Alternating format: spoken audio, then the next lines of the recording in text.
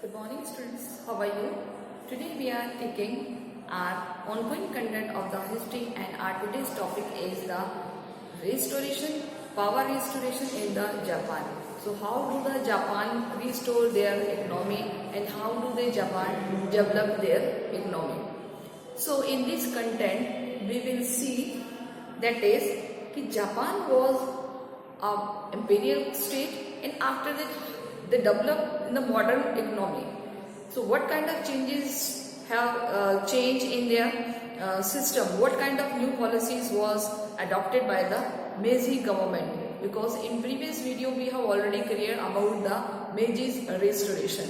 So Meiji government has restored the power and they have changed into basically in economic sphere. So they have taken different major steps which related to the economic development of Japan, because some person was aware that is some area that is related to the Asian countries like India have colony of the European. So European लोग हमें अपनी colony ना बनाने, इसलिए उन्होंने अपने आप को डेवलप करना की कोशिश शुरू कर दी थी. यानी जापानियों को कहीं ना कहीं ये डर लग रहा था कि जैसे इंडिया और दूसरे देशों को यूरोपियंस ने अपनी कॉलोनी बना लिया है तो कहीं हमें भी इस तरीके से हम अपनी कॉलोनी ना बना लें. इस तरीके से उन्होंने अपने आप को डेवलप करना शुरू कर दिया. क्लियर?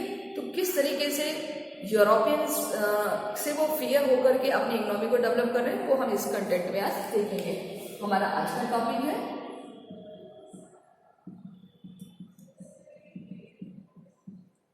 कि उन्होंने एक ऐसी कौन सी चीज है जो डेवलप करी है अपने स्लोगन्स के थ्रू, दैट इज कि why did Japanese feel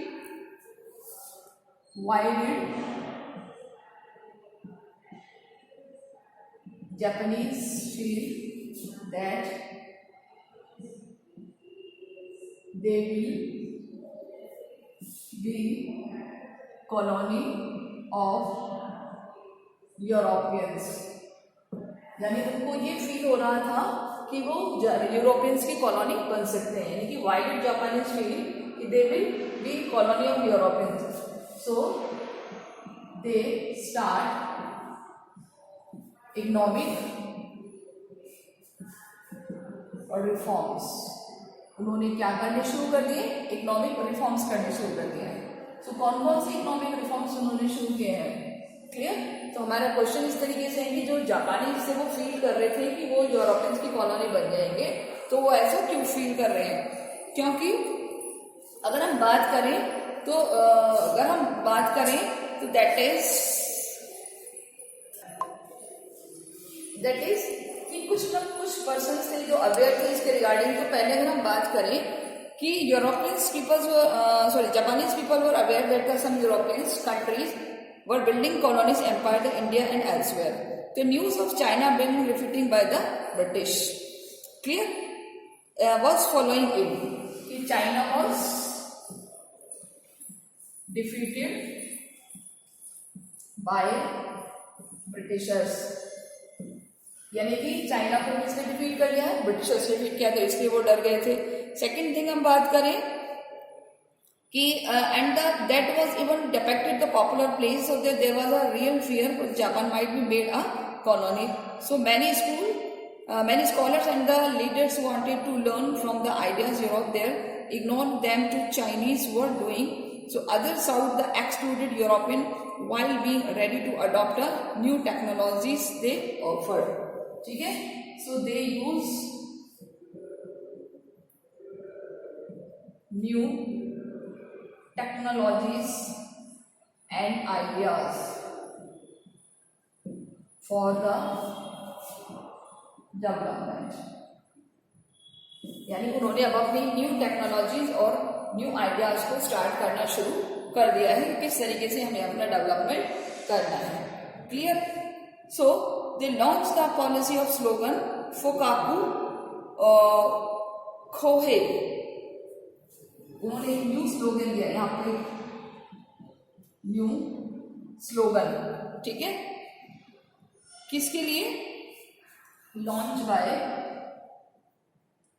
launch by government. और वो क्या स्लोगन था? और वो स्लोगन था फुकोकू फुकोकू, ये आपको याद रखना होगा, फुकोकू क्योहेई।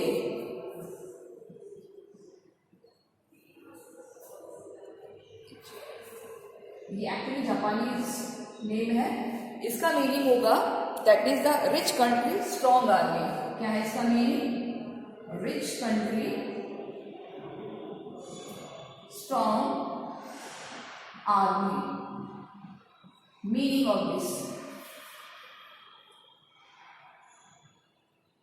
अब देखिए ये इसका मीनिंग क्यों है कि जैसा चाइना डिफीट हो गया था ब्रिटिशर से, भारत को उन्होंने अपनी कॉलोनी बना लिया था, तो कहीं वो हमारे साथ ऐसा ना करे, इसलिए उन्होंने एक अपनी कंट्री को रिच बनाने के लिए, अपनी कंट्री की स्ट्रॉन्ग आर्मी के लिए एफर्ट्स करने शुरू कर दिए हैं। किसने? जापानीज ने। तो which slogan given by the Japanese basic government? क्या क्वेश्चन बन सकता है आपसे? Name the slogan, write the name the slogan launch by the government. कौन सा स्लोगन उन्होंने लॉन्च किया है? तो यहाँ पर हमारे ये 2 क्वेश्चंस प्रिपेयर हो गए। They realise they needed to develop their economy, build a strong army, otherwise they would face the prospect of building subjective like India. कि अगर हमारी आर्मी स्ट्रॉन्ग नहीं हुई, हमारा कंट्री रिच नहीं हुआ, तो हमें भी भारत के जैसे गुलाम बना लिया जाएगा, हमें भी कॉलोनीज बना लिया जाएगा। तो उनको कहीं ना कहीं ये फेयर लग रहा था, ये डर सता रहा था। तो इसीलिए उन्होंने इसके रिगार्डिंग अपने एफर्ट्स करने शुरू कर दिए थे। तो अब आगे समझ में जापानीज क्यों फील कर रहे थे अपनी इकोनॉमी को स्ट्रॉन्ग करना? क्योंकि उनको डर लग रहा था कि यूरोपियन से वो उसको अपनी कॉलोनी बना लेंगे। इजी है, क्योंकि उन्होंने देखा था कि चाइना डिफीट हो गया है, इसलिए उन्होंने टेक्निकल और अपने नए आइडियाज को डेवलप करने शुरू कर दिए। उन्होंने एक नई स्लोगन भी लॉन्च किया था कि हमें अपने कंट्री को रिच करना है और आर्मी को स्ट्रॉन्ग बनाना है, ताकि हम अपने देश को कॉलोनी नहीं बनाए, यानी अपने देश को कॉलोनी नहीं बनने दें। Clear? And they needed to create a sense of nationhood among the people. यहां हम लिख सकते हैं they also developed sense of nationalism among the citizens। ठीक है, नेशनहुड यानी नेशनलिज्म की फीलिंग among the people, यानी उन्होंने उसके लिए एफर्ट्स करने शुरू कर दिए थे। And transform subject into citizen, और अब इसको एक सिटीजन का सब्जेक्ट बना दिया था। इस तरीके से जो जापानीज लोग थे उन्होंने अपने आप को डेवलप करना शुरू कर दिया। इसके अलावा और क्या क्या चेंजेस हुए थे हम देखते हैं।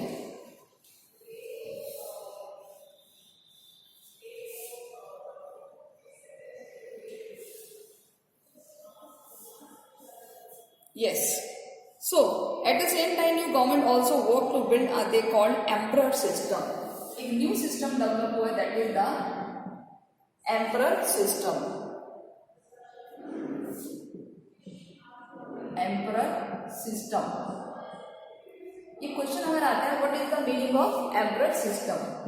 Meaning, right the meaning of emperor system. तो ये बहुत अच्छा क्वेश्चन है, कई बार एग्जाम में पूछा गया। इसका मीनिंग क्या है कि new government also work build that they called emperor system. In this system,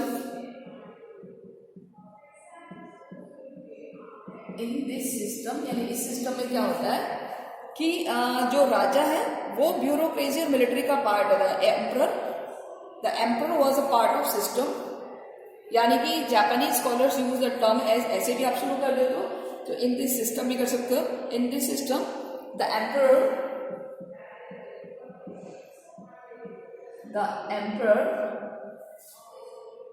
was part of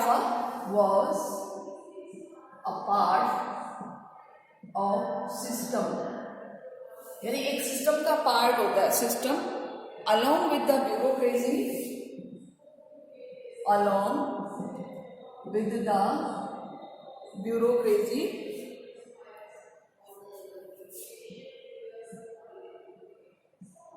bureaucracy मतलब नौकरशाही, नौकरशाही का पार्ट होता है, एंड द मिलिट्री,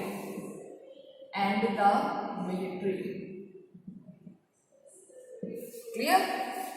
सो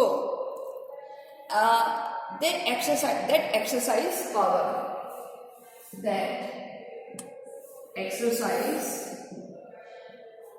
यानी कि वो अपनी पावर को यूज करते हैं, एक्सरसाइज देयर पावर, क्लियर? यानी कि वो अपनी सारी पावर को उसमें यूज करके चलते हैं। इसको कहते हैं emperor system. So in this system emperor was a part of, along with the bureaucracy and the military, they exercise their power. This system is known as the imperial system. यानी कि राजा, bureaucracy और military तीनों मिलकर के काम करते हैं, तीनों अपनी पावर का यूज करते हैं। इस सिस्टम को किस नाम से जाना गया है?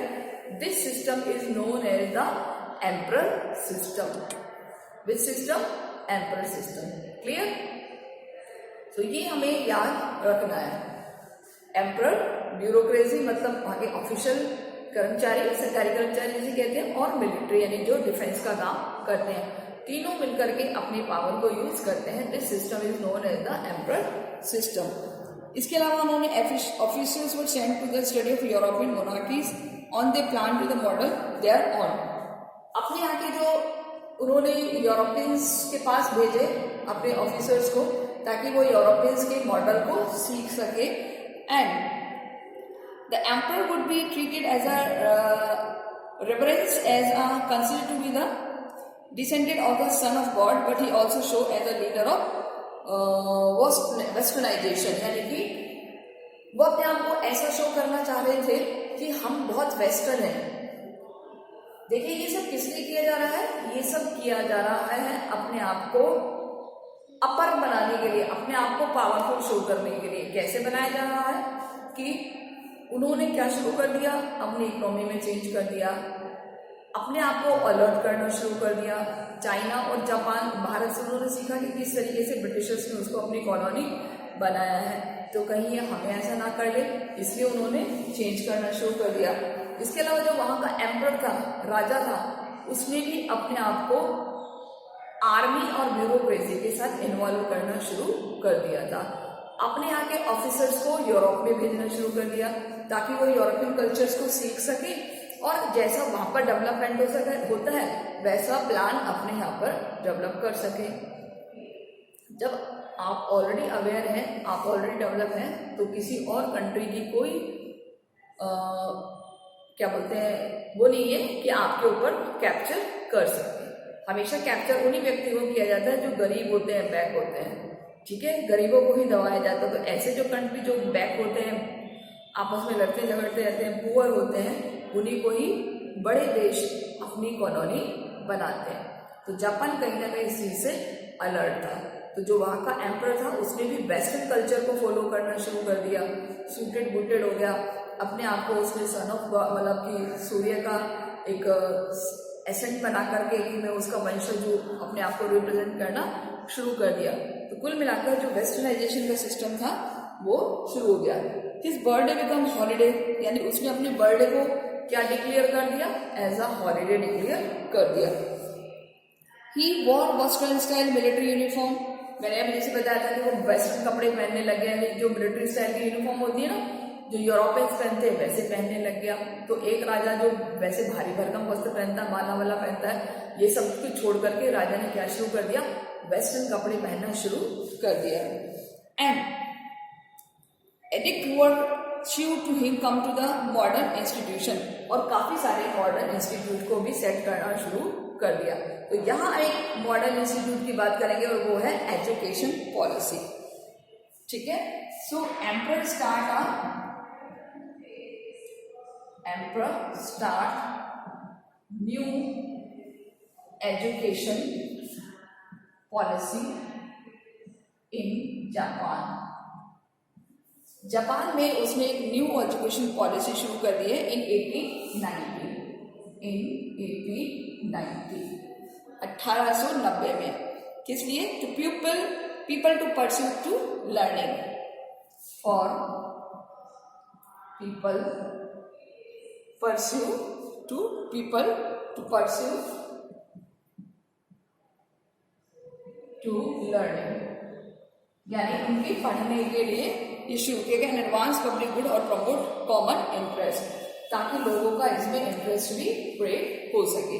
तो ये एक न्यू एजुकेशन पॉलिसी डेवलप की है किसने, राजा ने। देखिए ये भी आप लिख सकते हो कि राजा को किस तरीके से डर लगने लग गया था कि कहीं उसको अपने जमनी कॉलोनी ना बनाए। क्लियर। तो यहाँ पर अब हम बात करते हैं एक न्यू एजुकेशन पॉलिसी जो शुरू की गई उसके क्या क्या फीचर थे। Features of new education policy in Japan, ये भी हमारा क्वेश्चन है। राइट अबाउट, यहां पर आएगा in which year empress start new education policy, कौन से ईयर में शुरू करी है। यहाँ लिखेंगे राइट अबाउट द फीचर्स, नई एजुकेशन पॉलिसी के क्या फीचर थे।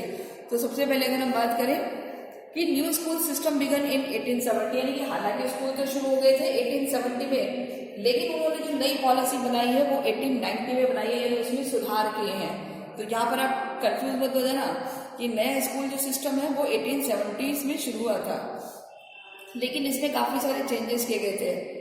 अब क्या कर दिया था, schools were compulsory for boys and girls. पहला फीचर क्या था, schools were compulsory for boys and girls,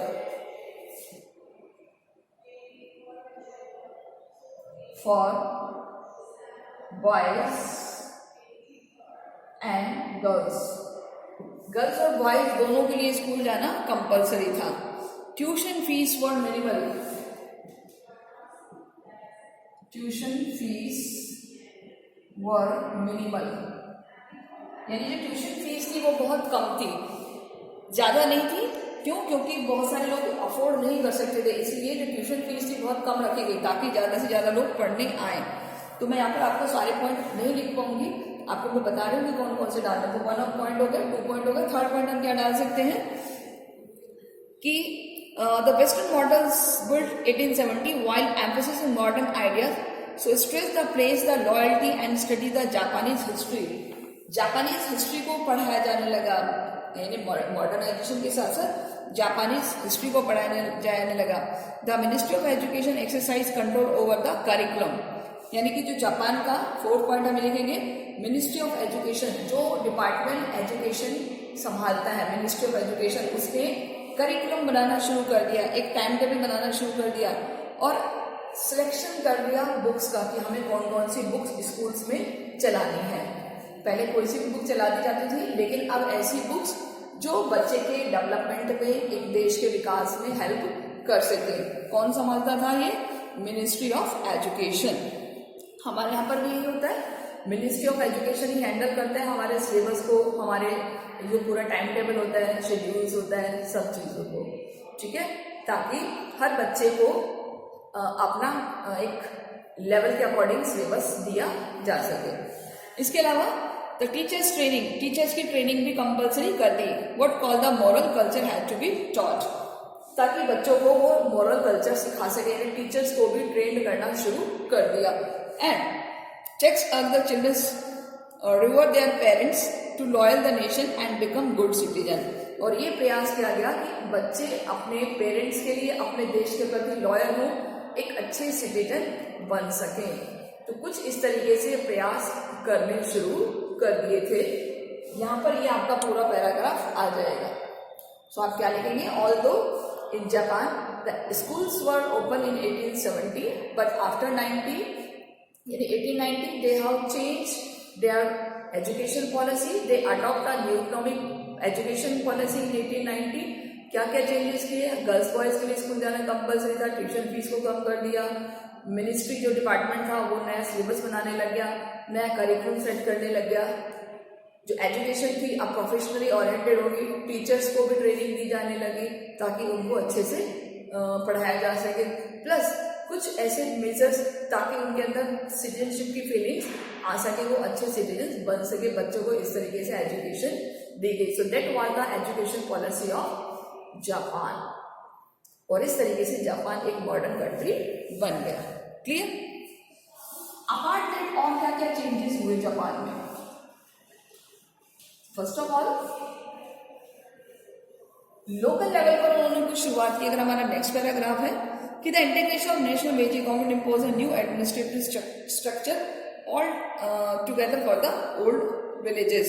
यानी कि अब हम यहाँ पर एक अलग से क्वेश्चन बनाएंगे, what kind of changes, what kind of changes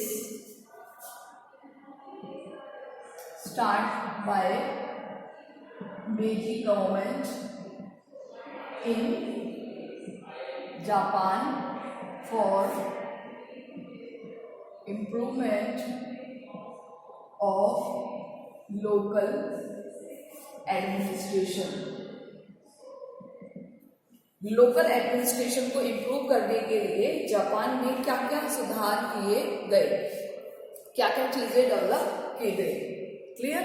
तो क्या क्या शुरू हुए हैं? देखिए यहां से हम इसका आंसर लिखेंगे, टू इंटीग्रेट द नेशन। कहां से?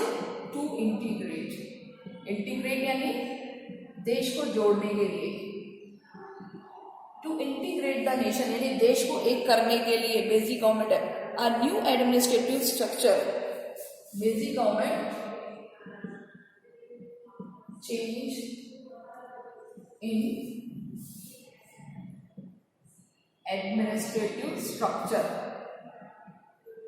एडमिनिस्ट्रेटिव स्ट्रक्चर में चेंज किया by altering old villages and domain boundaries, by change in villages and boundaries. यानी कि जो उनकी बाउंड्रीज थी, गांव थे, उनको बदलने की शुरुआत से उन्होंने ये सब करना शुरू कर दिया। Second, the administrative unit had to the revenue educate the minimum the local schools and the health facilities. Administration से क्या प्रोवाइड करना शुरू कर दी? They provide education and health facility. Facility यानी कि जो लोग बाहर परेशान होते थे अब उनको वहां पर ही वो सुविधाएं उपलब्ध कराने लगे, यानी गांवों में भी स्कूल्स और हॉस्पिटल्स डेवलप करने लग गए ताकि वो अपना ट्रीटमेंट, अपनी एजुकेशन वहीं की वहीं ले सके। कुल मिलाकर कहने का ये है कि गांवों का उन्होंने उद्धार करना शुरू कर दिया, गांवों का उन्होंने भला करना शुरू कर दिया। क्लियर? कौन कर रहा है ये चेंज? मेजी गवर्नमेंट। कहां पर? जापान में। पहला चेंज क्या क्या है कि जितने भी गांव थे, जितनी बाउंड्रीज थी, उन सबको चेंज करना शुरू कर दिए, गांव के नेम चेंज करने शुरू कर दिए, गांव में किस किस तरीके से डेवलपमेंट किया जा सकता है ये देखना शुरू कर दिया, गांव में एजुकेशन फैसिलिटी, मेडिकल फैसिलिटी यानी हेल्थ फैसिलिटीज देनी शुरू कर दी, एज वेल एज सब as a recruitment sector for the military. क्या कर दिया? रिक्रूटमेंट फॉर द मिलिट्री, यानी कि मिलिट्री के लिए रिक्रूटमेंट करना भी उन्होंने शुरू कर दिया, सेना में भर्ती करना भी शुरू कर दिया। So all young man of 20 age, all young man of age 20, उन सबको सेना में भर्ती होना कंपलसरी कर दिया। They took period for the military service. Modern military force was developed, और इसके अलावा modern military force was develop, आधुनिक सेना को तैयार किया गया, यानी कि मॉडर्नाइजेशन किया गया। A legal system was setup for regulate formation of political group. A legal system यानी कि एक ऐसा कानून सिस्टम डेवलप किया गया। System was setup,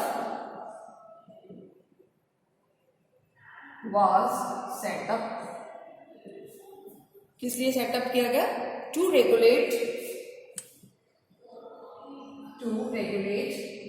the political system, यानी कि कुछ जो पॉलिटिकल सिस्टम है उसको लीगल तरीके से चलाया जाए, उसको लीगली तरीके से फॉलो किया जाए, एक ऐसे रूल्स रेगुलेशंस बनाए जाने लगे। Political and control and holding the meeting and impose strict censorship. Political system, control and holding,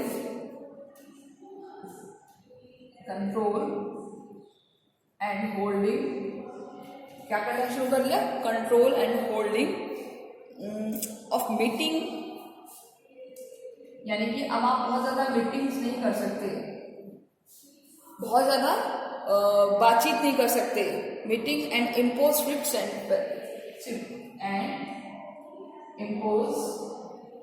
the censorship, और सेंसरशिप का विरोध करना शुरू कर दिया.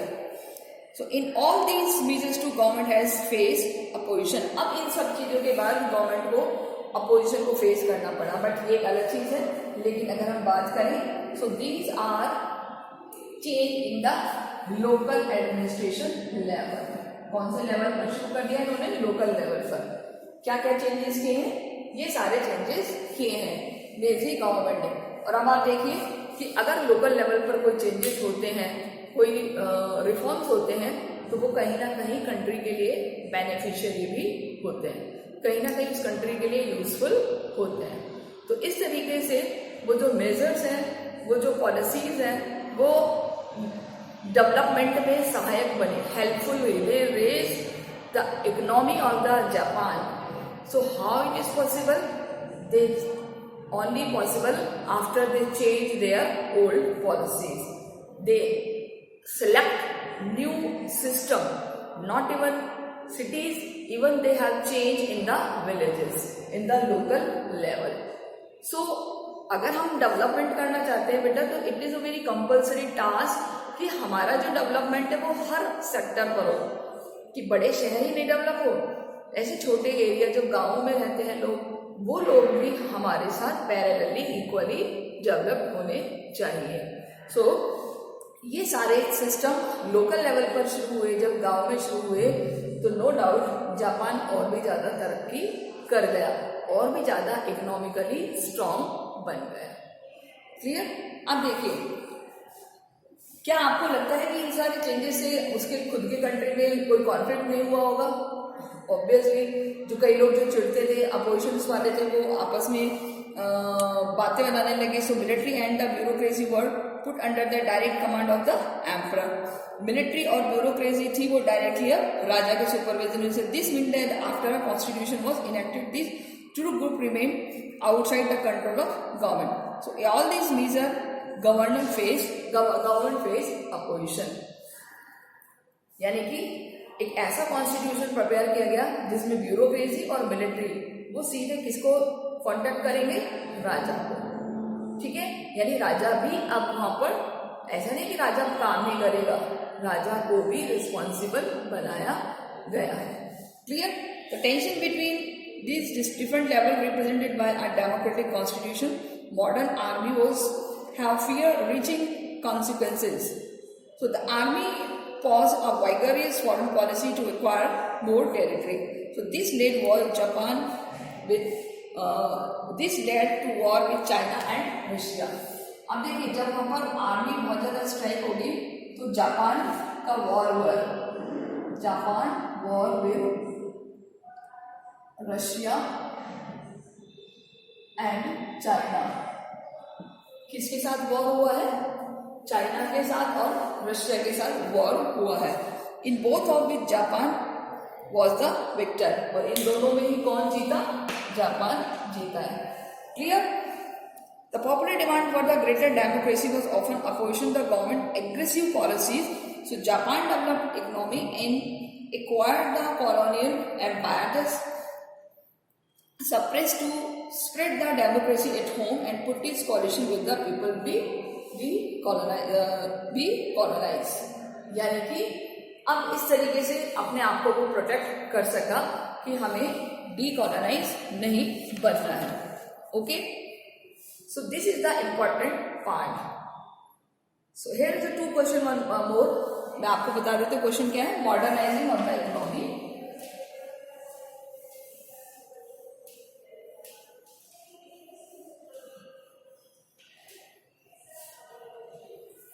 That is मेजी गवर्नमेंट का अचीवमेंट है कि how do the Meiji government, क्योंकि कौन सी गवर्नमेंट यहां पर कर रही है, Meiji government, modernising in economy, modernising in economy को मॉडर्नाइजिंग कैसे कर रही है। सो यहाँ पर भी हमारा ये पूरा पैराग्राफ आंसर आ जाएगा। देखिए बहुत इजी है कि another important part of Meiji reforms was modernising the economy, modernisation for economy in Japan by Meiji government. ठीक है, मेजी गवर्नमेंट ने क्या क्या शुरू किया। सबसे पहला the funds raised by the agriculture tax, funds were raised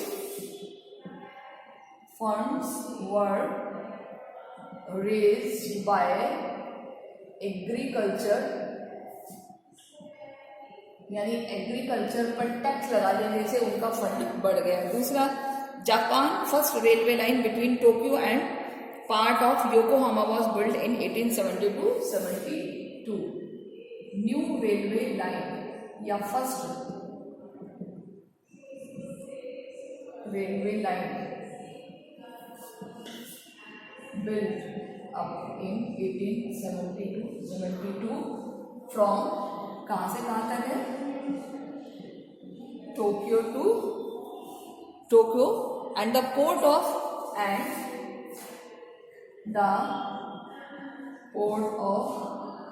Yokohama. So Yokohama is a place, clear, and built textile machinery was introduced. Textile machinery was introduced. नई टेक्सटाइल बनाने की मशीनें इंट्रोड्यूस की गई है ताकि अच्छा और बढ़िया कपड़ा बन सके फॉरेन टेक्निकल्स से। एम्प्लॉयड अ ट्रेन वर्कर्स को ट्रेन किया जाए, ट्रेन्ड द वर्कर्स, यानी कि जो काम करने वाले वर्कर्स हैं उनको और ज्यादा ट्रेंड किया गया है।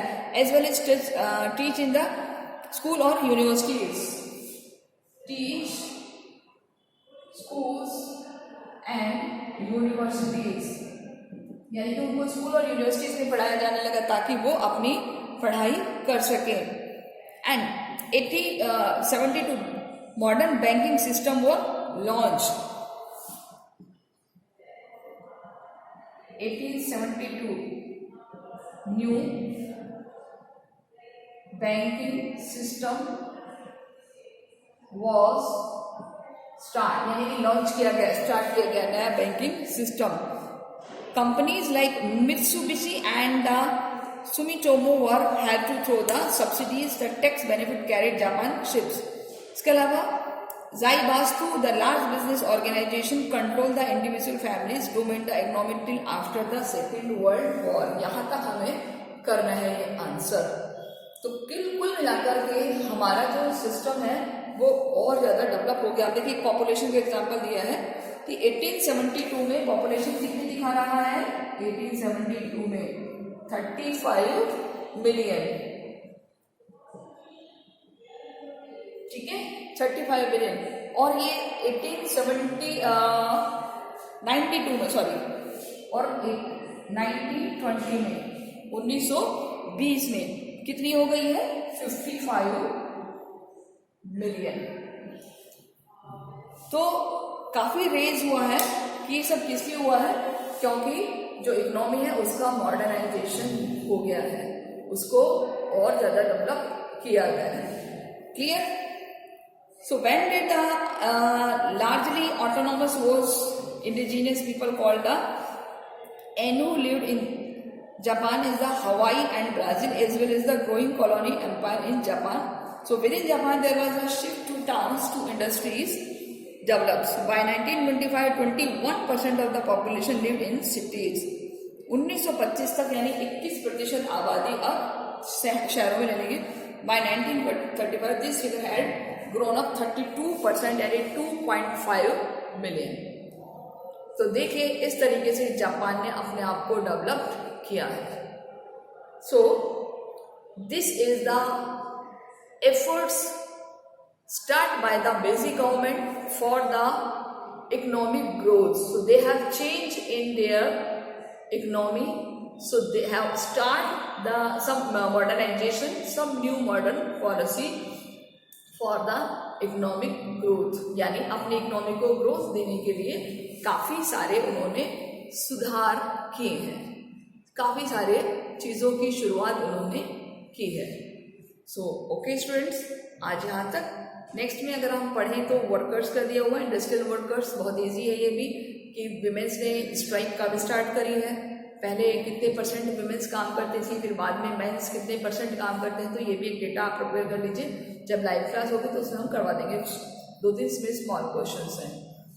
सो आई होप आपको इंटरेस्टिंग लग रहा होगा ये टॉपिक, और बहुत इंपॉर्टेंट पार्ट है आपके लिए ये, आप इसको जरूर अच्छे से समझ के चलिए। वीडियो को पॉज करें एंड देन नोट्स को प्रिपेयर करें। So okay student, till then take care, good bye.